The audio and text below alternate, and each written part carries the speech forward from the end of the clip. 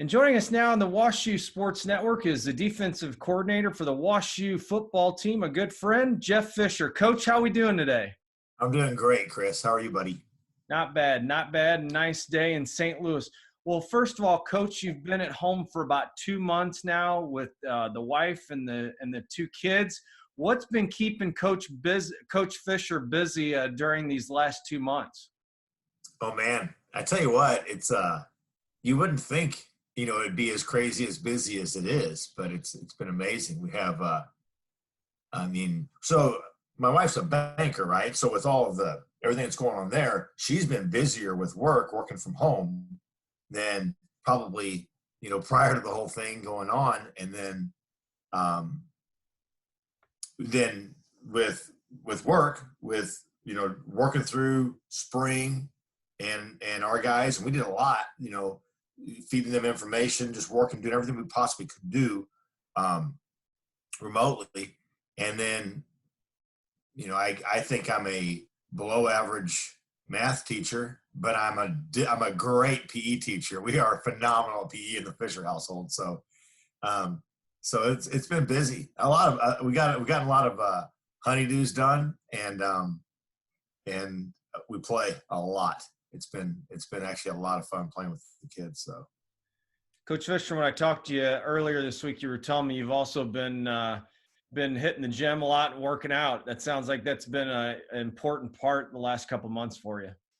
Oh yeah, when it first started coming about, when the whole thing came about, the mindset I had was, when you and I know that this thing hits everybody differently. It really does. And for me to be able to say, I know that I'm going to do everything I can to get in the best shape I possibly can. The other thing that we did, I think it's so important to our guys. We told them, you take advantage of this opportunity to get in the best shape of your life, and do not allow there to be an excuse. Some guys say, well, I'm going to try to maintain. No, you are going to find a way to get in the best shape of your life. Well, I think that's something that you can't just say, and then go about it a different way. I think that you've got to be able to put your money where your mouth is. So that's really what the mindset's been for me. And that is, I'm going to get in the best shape of my life too. Coach Fisher, you just finished your fourth season as defensive coordinator at WashU and fifth overall. Can you just talk about the transition in the WashU football program? The past 3 to 4 years, you've been in 3 conferences since you've been on our staff, and you've only been with us 5 years. Yeah, it's been a wild ride. I kind of came in as the transition was beginning, and so I got a feel for the UAA, but I really, didn't get a chance to really sink into it. It was good football, and then it's funny because I kind of felt like the SAA to CCIW, as I looked at that becoming a transition, my thoughts were it was going to be a little bit like, SEC or ACC to Big Ten. That's kind of how I envisioned it, and I guess my thought process going into that was more about what I was experiencing, more of a ground and pound type of league. But the athletes in this conference are absolutely outstanding. So, we were just on a Zoom recruiting call last night, and Coach Keene brought up the fact to the juniors we were recruiting, the national champs came out of our league and they didn't even win the league. That's a pretty impressive conference to be a part of whenever second place team, wins the entire thing. Coach, we'll talk a little bit more about the CCIW because obviously you played in the CCIW during your career. I want to switch gears. I want to talk a little swimming and diving. So you are not the first Coach Fisher at WashU. Your wife, Meg, was the diving coach for Brad Shively for 11 years. So I'm assuming that you've made a few campus visits to WashU, maybe not for football in the past, but for a swimming and diving event. I'm going to say that I spent more time in Millstone Pool prior to working at WashU than since I've been working at WashU.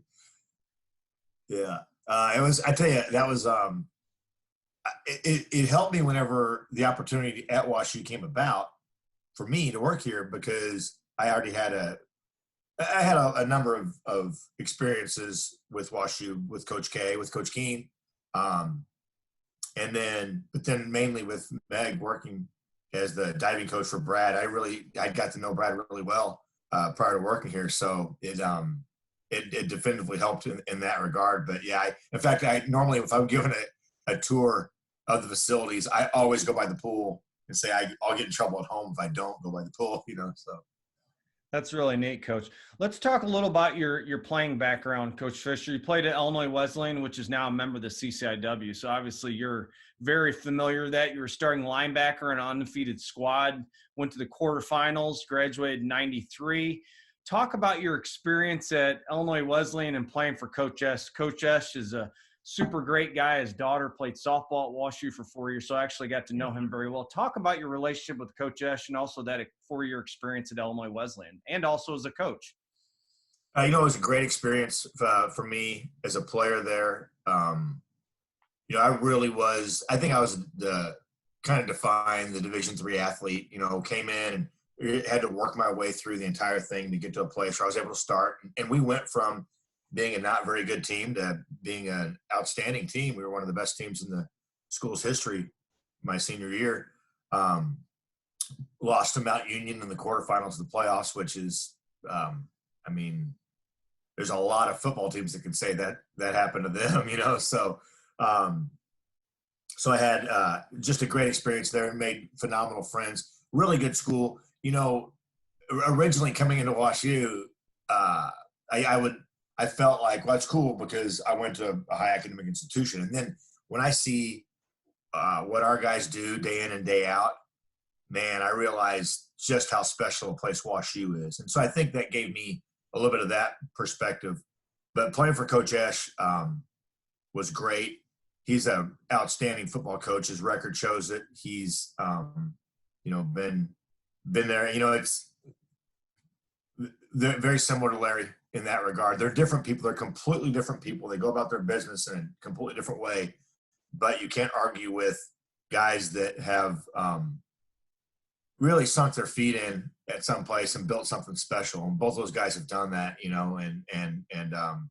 so I draw on a lot of those experiences, a lot of the lessons that I learned at that time. And I think that's one of the things that helps drive me in this job, is the fact that, I was at a very influential age, right? And so to be able to have a mentor, you don't always get that, you don't always get someone who you say, wow, that guy's really special. And I had that. And so to have somebody there that you can, when I look back and think about how I'm going to handle something, there's no question I use Norm Esch, I use Carl Pelker, and I use Larry Kimbaum, as resources in that regard. Coach, so I first met you back in 1996 when we started football at McKendree. And I've always known you as an offensive guy because you were the offensive coordinator at McKendree for many years. And then I find out you were a linebacker at Illinois Wesleyan, and now you're our DC. So you're about as well-rounded as I know. So tell our fans, what kind of player on defense was Jeff Fisher? I know you were a linebacker, but that's all we know. What kind of player were you? What I tried to be was the other guy. I really did. I tried to be the complement. We had a phenomenal middle linebacker, Rob Zavonar. He's the head football coach up at Lincoln Way East. We have a few of his guys that play for us now. Rob, if you don't know him, he'd be the Ed Orgeron of Illinois high school football. He's that guy, and he was a beast. And so really my goal was to compliment him and our other guys, and I think I did a really good job of doing that. But I say that, I'd like to think I was a really good football player, but I always felt like I needed to be, I wasn't a trash talking kind of guy. I wasn't a rah-rah kind of guy. I wanted to be unassuming, and mainly it's because I didn't want to draw attention to myself. I wanted to, if a guy say, well, I'm going to block that guy over there, not him, and then I'll go make the tackle, and I think that might have worked every now and then. But I'll tell you a quick story about Rob. It's kind of funny. We were playing Milliken. So this is back in the CCIW days, and they were an option team. And so this goes into that point. He was the middle linebacker. his option responsibilities were get the ball, fullback, quarterback, pitch, right? And my responsibilities were the quarterback, and I was supposed to what we called slow play the quarterback, meaning don't go hit him, just hang, make him think it or keeping it, whatever, right? And so I was doing my job and just kind of standing there mirroring the quarterback. And it was a rainy day. It was homecoming at Wesleyan. And Rob just is sprinting over. The quarterback pitches the ball then, and Rob plows into me, and we go rolling, tumbling, and we end up somebody tackles the back, but it wasn't either one of us. And he gets all ticked off at me, and he's like, man. And now I had a knee injury going into the season, right? So I had a big old knee brace on, and he goes, if you can't move faster than that, you need to get off the football field. And we start arguing. And this happens twice. So the second time it happened, we're arguing. We are sitting here arguing with each other.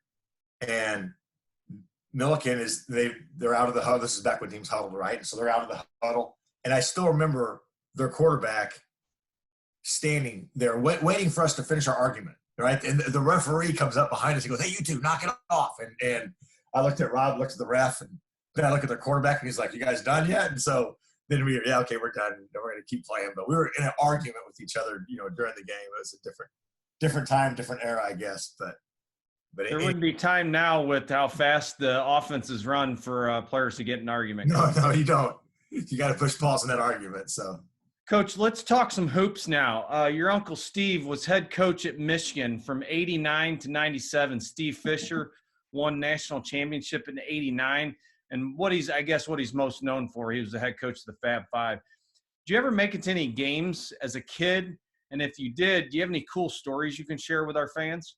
Oh man, I tell you what, it was I in that regard, I will say, I don't know if I could have been any luckier, right? I mean, so when I was young, he was the assistant coach at Michigan. And so we'd go to Michigan games all the time. I say all the time, when they'd play Illinois, when they play Indiana, when they'd be regional down here. And we'd go to a couple games up there when we could. And they had some good basketball teams. And then as the story goes, and if people don't know it, it's one to look up because they don't write them in Hollywood like this, right? The head coach chooses to go to Arizona State. The old football coach, who's the AD, says, you're done, get out of here. You're not coaching this team in the tournament. My uncle's the interim coach, takes him to the national championship game, and they win it. They win the national championship. He does that as the interim coach, and then gets the job. Then he recruits and so I went to I went to a couple of regular season games that year. I did not go to, no, I'm sorry. I went to the regional game because it was in Kentucky. And then, but that's the only, I didn't go to the Final Four that year. But then my junior and senior year in college, my spring break, both years was at the Final Four. So that's not a bad spring break to have when you're in college. That's super cool. And your uncle went on to coach at San Diego State, correct? Yeah. A lot of people don't know that. And that's really his legacy. It's really cool because you got to understand, and it's how it works, right? We don't get a lot of that West Coast basketball here in the Midwest. If we do, they play it at midnight. So you're watching that game at 1, whatever in the morning. But he built a dynasty at San Diego State, and this place was bad.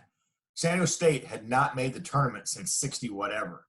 And my uncle first got to San Diego State.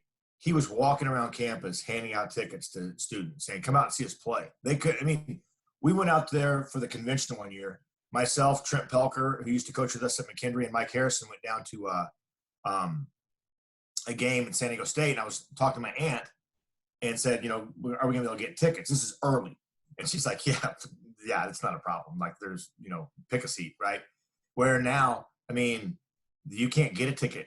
It's called The Show. That's the name of their student body fan section, and they rock. And this is something that my uncle built. They're now a stable pony in the NCAA tournament, and they lost in a frustrating loss to UConn, when year that UConn won it with Kawhi Leonard at San Diego State. I mean, what a program he built out there. And so pretty pumped that, after, leaving, getting fired at Michigan, after that situation ended, that he was able to go out and really prove what an amazing coach he is. And he's another guy. I'll put him in that same boat. That's a guy. I draw from him all the time. When I took the job at WashU, when I was going through that, he and I had a long conversation about it. Thanks for sharing those stories about him. It sounds like he was a great guy and also a great mentor and coach. Now, Coach Fisher, we got to talk. I'm sorry, Chris. I'm going to throw this out there too. I want to note this because it's important to me. It's something I'm kind of passionate about. My cousin, Mark, my Uncle Steve's son, is one of the assistant coaches at San Diego State, battles ALS, Lou Gehrig's disease. And my uncle, it's something really cool that he did was he had gotten the NCAA to basically put in a policy so Mark's a special assistant to the basketball program at San Diego State because he cannot do all the duties that he can't go on the road recruiting. He's not always able to go on the road for basketball games, but he can coach and he's sharp. He's as good a coach as I've ever been around. And and now that my uncle's retired, Brian Dutcher, the head coach there, he kept my cousin on as an assistant, which I think is awesome as well. But I did want to note that because I think that's a pretty cool thing that he did as well. That's really neat. All right, so we got to have some fun with this one. Obviously, Jeff Fisher is a popular or unpopular name in St. Louis, depending on how you look at it and depending on when we catch Meg at the right day or not. Jeff Fisher was the head coach from 2012 to 2016 with the St. Louis Rams. Now, Coach, is there any stories that you can share with our fans where maybe you have been mixed up with the Jeff Fisher from the St. Louis Rams? It's not once they see us, obviously, but I guess the best story is still, and no one can even say how this went down, but a buddy of mine, Garrett Horner, always says that it's because of the name in the football coach piece that this was even before St. Louis, that we were in Tennessee, in Nashville for the convention, for the football convention, and the Opryland Hotel had run out of rooms. And so they go back and all of a sudden we have one room left and here's your room and whatever. And it ends up being the presidential suite. And I'm talking about like George Bush had stayed there, 3 weeks earlier. And there's only one bed, but it's a king size bed and there's like 11 rooms. There's one room with nothing but a pool table in it. That's it. Right. So we were the toast of the convention that year. And I never thought about it. When we got back, Garrett said, "Oh yeah, Jeff Fisher, you're in Tennessee, Jeff Fisher. So I would always tease that we'd go out for dinner and I'd say put it on my tab, Jeff Fisher, the football coach. But I think as his tenure here went on, and they charged me double for that. That's right. Coach, here's my last question for you.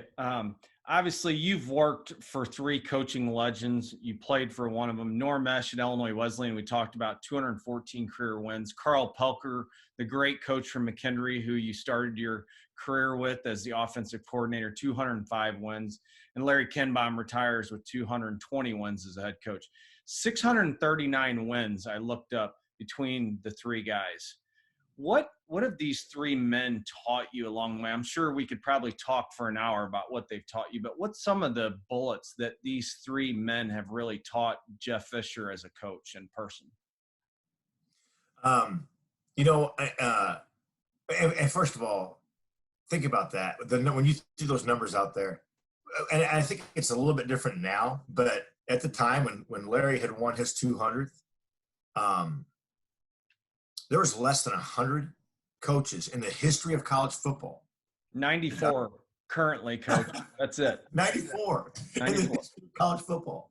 And I had the privilege of, working for three of those guys, So, I mean, I think you probably should just say, what's the defining, what connects those? No, I'm going to tell you, Coach Esch, back whenever, I still remember him quoting this. It was Frosty Westering who was the head coach at Pacific Lutheran, I believe, for years, had written a book. And whether it was the title of the book or the main quote of the book was, big time is what you make of it, right? And it's something along those lines. But it hit me that, his point was, and I think at that time he was getting courted by a couple places, as far as to be an assistant coach at a higher level. And his point was that he played at Illinois Wesleyan and he coaches at Illinois Wesleyan. And as far as he's concerned, that's the biggest program in America, right?